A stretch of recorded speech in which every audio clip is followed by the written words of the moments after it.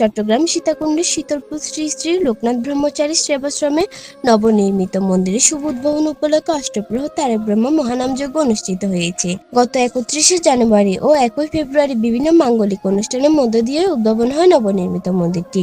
নতুন মন্দিরের উদ্বোধন ঘিরে 2 দিন ব্যাপী হয়েছে নানান অনুষ্ঠান। 31শে জানুয়ারি শুক্রবার সকাল 9 ঘটিকার উক্ত মন্দিরের দ্বার উদ্ঘাটন ও শ্রী বিগ্রহের প্রাণ প্রতিষ্ঠা উপলক্ষে আসেন দূর দূরান্ত থেকে অতিথিরা।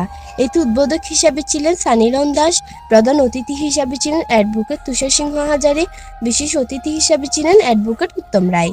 মন্দির কমিটির মধ্যে উপস্থিত ছিলেন শ্রী শ্রী লোকনাথ ব্রহ্মচারী সেবাশ্রমের প্রতিষ্ঠাতা গোবিন্দ ব্রহ্মচারী, সভাপতি মিলন শর্মা, সাধারণ সম্পাদক বিশ্বজিৎ পাল সহ সকল সদস্যবৃন্দ।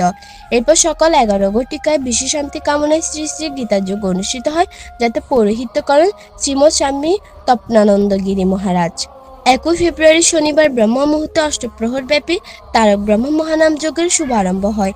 এতে নাম পরিবেশন করেন বিদেশের প্রখ্যাত কীর্তনীয় দল চন্দ্রাবলী সম্প্রদায় বরিশাল, প্রভু নিত্যানন্দ সম্প্রদায় ভোলা, মদনমোহন সম্প্রদায় চট্টগ্রাম ও বরিশাল থেকে আগত দ্বাদশ রাকাল সম্প্রদায়। মহানাম কীর্তনের লোকনাথ বাবার শত শত ভক্তের সমাগমে মুখরিত হয় উৎসব প্রাঙ্গণ। মহোৎসবে ঘিরে উঠেছে পূজা সামগ্রী, বিভিন্ন রকমের দোকান, যাতে ভিড় করেছে ভক্তরা। আদ্রিজা মল্লিক।